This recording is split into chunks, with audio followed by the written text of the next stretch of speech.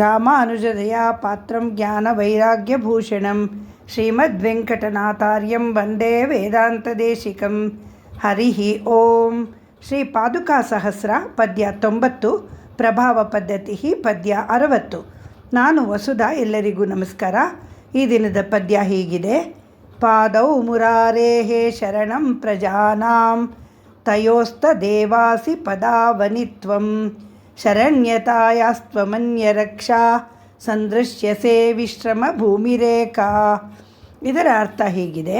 ಪಾದೌ ಮುರಾರೇಹೇ ಶರಣಂ ಪ್ರಜಾನಾಂ. ಮುರನೆಂಬ ರಾಕ್ಷಸನನ್ನು ಕೊಂದ ಮುರಾರಿಯ ಪಾದಗಳು ಜನರಿಗೆ ರಕ್ಷಣೆಯನ್ನು ಕೊಡ್ತವೆ.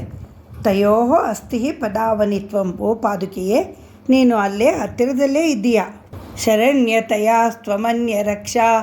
ಆ ಜನರನ್ನು ನಿನ್ನನ್ನು ಬಿಟ್ಟರೆ ಕಾಪಾಡುವವರಿಲ್ಲ. ಸಂದೃಶ್ಯಸೆ ವಿಶ್ರಮ ಭೂಮಿ ರೇಖಾ. ಕಾಪಾಡುವ ವಿಷಯದಲ್ಲಿ ನೀನು ಭೂಮಿಯ ಹಾಗೆ ಇದ್ದೀಯಾ ಎಂದಿದ್ದಾರೆ ವೇದಾಂತ ದೇಶಿಕರು. ಇದರ ತಾತ್ಪರ್ಯ ಹೀಗಿದೆ. ಓ ಪಾದುಕೆಯೇ, ಎಲ್ಲ ಪ್ರಜೆಗಳಿಗೂ ಭಗವಂತನ ಪಾದಗಳನ್ನು ಬಿಟ್ಟರೆ ರಕ್ಷಣೆ ದೊರೆಯುವ ಸ್ಥಳ ಬೇರೆ ಇಲ್ಲ. ಅಲ್ಲಿಯೇ ಆ ಶ್ರೀಪಾದಗಳನ್ನು ರಕ್ಷಿಸುತ್ತಾ ನೀನಿರುವೆ. ಭಗವಂತನ ಪಾದದಡಿಯಲ್ಲಿ ಜಾಗ ಬೇಕೆಂದರೆ ನಿನ್ನನ್ನು ಆಶ್ರಯಿಸಬೇಕು. ನೀನು ಭಗವದ್ಭಕ್ತರಿಗೆ ಜಾಗ ಕೊಟ್ಟರೆ ತಾನೇ ಜನರು ಭಗವಂತನ ಪಾದಗಳನ್ನು ಆಶ್ರಯಿಸಲು ಸಾಧ್ಯವಾಗುವುದು. ಹಾಗಾಗಿ ಭಗವಂತನ ಪಾದಗಳನ್ನು ರಕ್ಷಿಸುತ್ತಿರುವ ಪಾದುಕೆಗಳೇ ಜನರನ್ನು ರಕ್ಷಿಸಬೇಕು, ಭೂಮಿಯ ಹಾಗೆ ಎಂದಿದ್ದಾರೆ ಶ್ರೀ ವೇದಾಂತ ದೇಶಿಕರು. ಆ ಕಡೆ ಜಗದ್ರಕ್ಷಕನಾದ ಭಗವಂತನ ಪಾದಗಳನ್ನು ರಕ್ಷಿಸುವವಳು ನೀನೇ. ಈ ಕಡೆ ಭಗವಂತನಲ್ಲಿ ಅನ್ಯಥಾ ಶರಣಂ ನಾಸ್ತಿ ಎಂದು ಬಂದ ಜನರಿಗೆ ಆಶ್ರಯ ಕೊಟ್ಟು ಅವರನ್ನು ರಕ್ಷಿಸುವವಳು ನೀನೇ ಎಂದಿದ್ದಾರೆ. ಭಗವಂತನ ಪಾದಗಳನ್ನು ಹಿಡಿದುಕೊಳ್ಳಬೇಕೆಂದರೆ ಒಂದು ನೆಲೆ ಬೇಕಲ್ಲ, ಆ ನೆಲೆಯೇ ಪಾದುಕೆಗಳು ಎಂದಿದ್ದಾರೆ ಶ್ರೀ ವೇದಾಂತ ದೇಶಿಕರು. ಪಂಡಿತ ಪಾಮರ ಎಲ್ಲರಿಗೂ ಸ್ಥಳ ಕೊಡುವ, ಎಲ್ಲರನ್ನೂ ರಕ್ಷಿಸುವ ಭೂಮಿಯೇ ಪಾದುಕೆ ಎಂದು ಪಾದುಕೆಯನ್ನು ಭೂಮಿ ರೇಖಾ ಎಂದಿದ್ದಾರೆ ಈ ಪದ್ಯದಲ್ಲಿ. ಭಗವದ್ಗೀತೆಯಲ್ಲಿ ಕೃಷ್ಣ ಹೇಳುತ್ತಾನೆ, ಧ್ಯಾಯತೋ ವಿಷಯಾನ್ ಪುಂಸಃ ಸಂಗಸ್ತೆ ಗೋಪಜಾಯತೆ ಸಂಗಾತ್ ಸಂಜಾಯತೆ ಕಾಮಃ ಕಾಮಾತ್ ಕ್ರೋಧೋಭಿಜಾಯತೆ ಕ್ರೋಧಾತ್ ಭವತಿ ಸಮ್ಮೋಹಃ ಸಮ್ಮೋಹಾತ್ ಸ್ಮೃತಿ ವಿಭ್ರಮಃ ಸ್ಮೃತಿಭ್ರಂಶಾತ್ ಬುದ್ಧಿನಾಶೋ ಬುದ್ಧಿನಾಶಾತ್ ಪ್ರಣಶ್ಯತಿ. ವಿಷಯಗಳ ಚಿಂತನೆ ಮಾಡುವ ಮನುಷ್ಯನಿಗೆ ವಿಷಯಗಳಲ್ಲಿ ಆಸಕ್ತಿ ಉಂಟಾಗುತ್ತದೆ. ಆಸಕ್ತಿಯಿಂದ ಕಾಮ ಅಂದರೆ ಆಸೆಗಳು ಹುಟ್ಟುತ್ತವೆ. ಕಾಮದಿಂದ ಕ್ರೋಧ ಉಂಟಾಗುತ್ತದೆ. ಕ್ರೋಧ ಉಂಟಾದಾಗ ಸಮ್ಮೋಹ ಉಂಟಾಗುತ್ತದೆ. ಸಮ್ಮೋಹದಿಂದ ಸ್ಮೃತಿ ಭ್ರಷ್ಟವಾಗುತ್ತದೆ. ಸ್ಮೃತಿ ಭ್ರಷ್ಟವಾದಾಗ ಬುದ್ಧಿ ವಿವೇಕಗಳು ನಾಶವಾಗುತ್ತದೆ. ಬುದ್ಧಿ ನಾಶವಾದಾಗ ಮನುಷ್ಯನ ಪತನವಾಗುತ್ತದೆ. ಕೈಕೇಯಿಗೆ ಆದದ್ದು ಹೀಗೆಯೇ. ಮೊದಲೇ ಇಂದ್ರಿಯ ಸುಖಗಳಲ್ಲಿ ಆಸಕ್ತಿ ಜಾಸ್ತಿ ಅವಳಿಗೆ. ಇದರ ಮೇಲೆ ಮಂಥರೆಯಿಂದ ಬೆಂಕಿಗೆ ತುಪ್ಪ ಹಾಕಿದ ಹಾಗೆ ಅವಳಿಗೆ ಆಸೆ ಜಾಸ್ತಿ ಆಯಿತು. ಆಸೆ ಜಾಸ್ತಿಯಾಗಿ ಬುದ್ಧಿ ನಷ್ಟವಾಯಿತು. ನ್ಯಾಯವಾಗಿ ರಾಜನಾಗಬೇಕಾಗಿದ್ದ ಶ್ರೀರಾಮನನ್ನು ಕಾಡಿಗೆ ಅಟ್ಟಿದಳು. ಮಗನನ್ನು ಒಂದು ಮಾತು ಕೇಳದೆ ಅವನ ಇಷ್ಟಕ್ಕೆ ವಿರೋಧವಾಗಿ ರಾಜ್ಯವನ್ನು ಪಡೆದುಕೊಂಡು ಭರತನನ್ನು ರಾಜನಾಗಬೇಕೆಂದಳು. ಅಲ್ಲಿಗೆ ಕೈಕೇಯಿಯ ಪತನ ಪ್ರಾರಂಭವಾಗಿತ್ತು. ಗಂಡನ ಸಾವಿಗೆ ಕಾರಣಳಾದಳು. ಮಗನೇ ದೂರ ತಳ್ಳಿದ. ಅಯೋಧ್ಯೆಯ ಪ್ರಜೆಗಳು ದ್ವೇಷಿಸಿದರು. ಶ್ರೀರಾಮನನ್ನು ತುಂಬ ಪ್ರೀತಿಸುತ್ತಿದ್ದ ಭರತನಿಗೆ ಇದೆಲ್ಲ ಅಸಹ್ಯವೆನಿಸಿತ್ತು. ನಾಸ್ತಿ ಬುದ್ಧಿರಯುಕ್ತಸ್ಯ ನ ಚ ಯುಕ್ತಸ್ಯ ಭಾವನಾ ನ ಚ ಭಾವಯತಃ ಶಾಂತಿರಶಾಂತಸ್ಯ ಕುತಃ ಸುಖಂ. ಯಾರ ಮನಸ್ಸು ಇಂದ್ರಿಯಗಳು ವಶದಲ್ಲಿರುವುದಿಲ್ಲವೋ ಅವನಿಗೆ ವಿವೇಕ ಇರುವುದಿಲ್ಲ. ವಿವೇಕ ಇಲ್ಲದವನಿಗೆ ನಿಷ್ಕಾಮ ಭಾವನೆ, ಕರ್ತವ್ಯ ಪರಾಯಣತೆಯೂ ಇರುವುದಿಲ್ಲ. ಶಾಂತಿ ಸಿಗುವುದಿಲ್ಲ. ಶಾಂತಿ ಇಲ್ಲದ ಮೇಲೆ ಸುಖವಿಲ್ಲ. ಇದೆಲ್ಲ ಭರತನಿಗೆ ತಿಳಿದಿತ್ತು. ಆದ್ದರಿಂದ ಭರತನು ಪಾದುಕಾದೇವಿಯ ಆಸರೆಯಲ್ಲಿ 14 ವರ್ಷಗಳ ಕಾಲ ಇಂದ್ರಿಯಗಳನ್ನು ಹತೋಟಿಯಲ್ಲಿಟ್ಟುಕೊಂಡು ಒಬ್ಬ ತಪಸ್ವಿಯ ಜೀವನ ನಡೆಸುತ್ತಾ ಶ್ರೀರಾಮನಲ್ಲೇ ಮನಸ್ಸಿಟ್ಟು ಕರ್ತವ್ಯ ನಿರತನಾಗಿ ಶ್ರೀರಾಮನ ರಾಜ್ಯವಾಳುತ್ತಾ ಭಗವಂತನ ಸೇವೆಯಲ್ಲಿದ್ದು ಬಿಟ್ಟ. 14 ವರ್ಷಗಳು ಅವನ ಬುದ್ಧಿ ಭ್ರಷ್ಟವಾಗದೆ ಶ್ರೀರಾಮನಲ್ಲೇ ನಿಶ್ಚಲ ಭಕ್ತಿ ಇದ್ದುದು ಪಾದುಕಾದೇವಿಯ ಮಹಿಮೆಯಿಂದಲೇ, ಅವಳ ಆಸರೆಯಿಂದಲೇ. ಆದುದರಿಂದ ಶ್ರೀ ವೇದಾಂತ ದೇಶಿಕರು ಇಲ್ಲಿ ಪಾದುಕೆಯನ್ನು ಭೂಮಿ ರೇಖಾ ಎಂದು ಕರೆದಿದ್ದಾರೆ.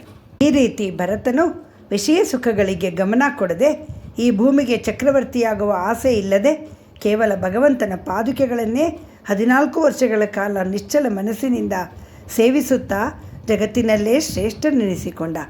ಇದಕ್ಕೆ ಕಾರಣ ಪಾದುಕಾದೇವಿ ಕೊಟ್ಟ ರಕ್ಷಣೆಯೇ. ನಮ್ಮಾಳ್ವಾರರು ಪಾದುಕೆಯ ಅವತಾರ. ಅವರನ್ನು ಆಸರೆಯಾಗಿಟ್ಟುಕೊಂಡರೆ ಭವಸಾಗರವನ್ನು ದಾಟಬಹುದು. ಯದ್ಯದಾಚರತಿ ಶ್ರೇಷ್ಠ ತತ್ತದ್ದೇವೇತರೋ ಜನಃ ಸ ಯತ್ಪ್ರಮಾಣಂ ಕುರುತೆ ಲೋಕಃ ತದನು ವರ್ತತೆ. ಶ್ರೇಷ್ಠ ಜನರು ಏನನ್ನು ಆಚರಿಸುತ್ತಾರೋ ಬೇರೆ ಸಾಧಾರಣ ಮನುಷ್ಯರು ಅದನ್ನೇ ಅನುಸರಿಸುತ್ತಾರೆ ಎನ್ನುವ ಹಾಗೆ ಪಾದುಕಾ ಸ್ವರೂಪಿಯಾದ ನಮ್ಮಾಳ್ವಾರರು ಕೊಟ್ಟಿರುವ ವೇದ ಸಮಾನವಾದ ತಿರುವಾಯ್ಮೊಳಿಯನ್ನೇ ಆಧಾರವಾಗಿಟ್ಟುಕೊಂಡು ನಮ್ಮಾಳ್ವಾರರನ್ನೇ ನಮ್ಮ ಭೂಮಿಕೆಯನ್ನಾಗಿರಿಸಿಕೊಂಡರೆ ನಮ್ಮಾಳ್ವಾರರ ಆಶ್ರಯವೇ ನಮ್ಮನ್ನು ಕರ್ತವ್ಯಭ್ರಷ್ಟರನ್ನಾಗಿಸದೆ ಬುದ್ಧಿ ವಿವೇಕ ನಷ್ಟವಾಗದ ಹಾಗೆ ಕಾಪಾಡುವುದು ಎಂದು ವೇದಾಂತ ದೇಶಿಕರು ತಿಳಿಸಿದ್ದಾರೆ. ಭಗವಂತನಿಂದ ನಮಗೆ ರಕ್ಷಣೆ ಬೇಕಾಗಿದ್ದರೂ ಭಗವಂತನನ್ನು ಪಡೆಯುವ ದಾರಿ ನಮಗೆ ತಿಳಿದಿಲ್ಲ.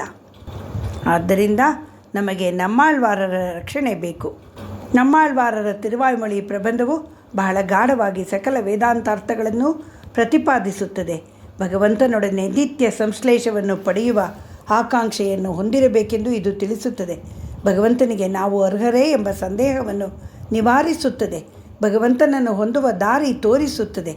ಭಗವದಾನ್ವೇಷಣ ಭಗವಂತನ ಪ್ರಾಪ್ತಿಯಲ್ಲೇ ಪೂರ್ಣವಾಗುತ್ತದೆ ಎಂದು ಹೇಳುತ್ತದೆ ತಿರುವಾಯ್ಮೊಳಿ.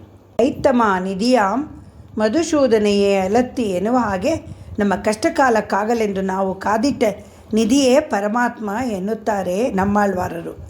ಆದರೂ ಆ ಭಗವಂತನನ್ನು ಅರಿಯಲು ಸಾಧ್ಯವಾಗದೇ ಇರುವುದು ಏತಕ್ಕೆ?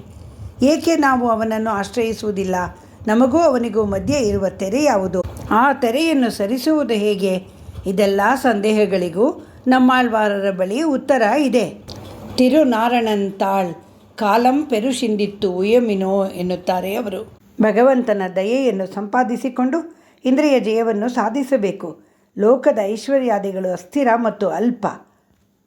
ಆದ್ದರಿಂದ ತಡಮಾಡದೆ ಶ್ರೀಮನ್ನಾರಾಯಣನ ಪಾದಗಳಲ್ಲಿ ಬಿದ್ದು ನಿಮ್ಮನ್ನು ಕಾಪಾಡಿಕೊಳ್ಳಿ ಎಂದು ಹೇಳುತ್ತಾರೆ ನಮ್ಮಾಳ್ವಾರರು. ಒಳಿವಿಲ್ ಕಾಲಮೆಲ್ಲಾಂ ಉಡನಾಯ್ ಮನ್ನಿ ಬಳುವಿಲ ಅಡಿಮೈ ಶೆಯ್ಯ ವೇಂಡುಂ ನಾಂ.